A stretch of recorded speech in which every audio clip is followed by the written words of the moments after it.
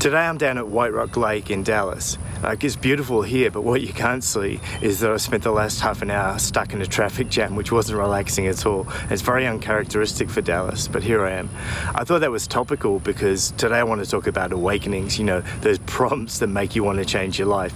And certainly being stuck in traffic every day makes you wonder what you're doing with your life. For me, about 10 years ago, I had a different kind of awakening. I was on a business trip to Kenya on the way back, and I finally realized, I had this thought, look, I've made it. I've finally done what I wanted to do in consulting.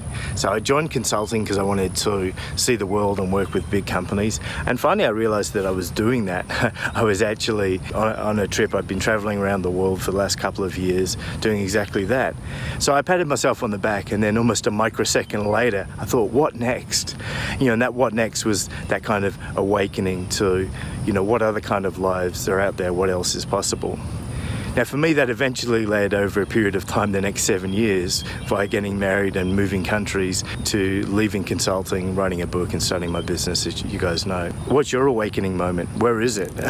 You may have already had it. It might be that feeling in your gut, deep down, that there's a different life or a better life out there for you. Now, I know it can be difficult to actually transition to that life, and we're going to spend a lot of time as we continue in the Complete series talking about exactly that. How do you do what you love and get paid for it? But also, how do you construct an overall life that really gets you where you want to be? It's balanced in that you get to all the important things, family, friends, etc., your health, but it also leads you down a path where you can reach your potential. You can really experience life on all different sorts of levels. So what's your awakening? Now I'm hoping that over this series we're going to have a chance to actually provoke some of those awakenings for you as well. It might be some challenges around being more authentic or being more creative or building relationships in different ways, meeting new people, etc. That'll bring into the real world that idea that there is something different, it is possible to be different. I never would have imagined 10 years ago that I'd be in Dallas and filming this to put on LinkedIn, but yet here I am. Okay, so I'm going to leave you now and get on my bike and ride around this lake a couple of times. I want to leave you with 3 questions. The first is, what would you change about your life from the way it is now?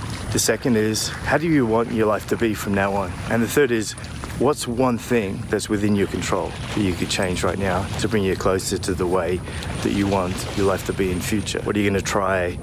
What are you going to learn? Who are you going to meet, etc.? Okay, until next time, all the best.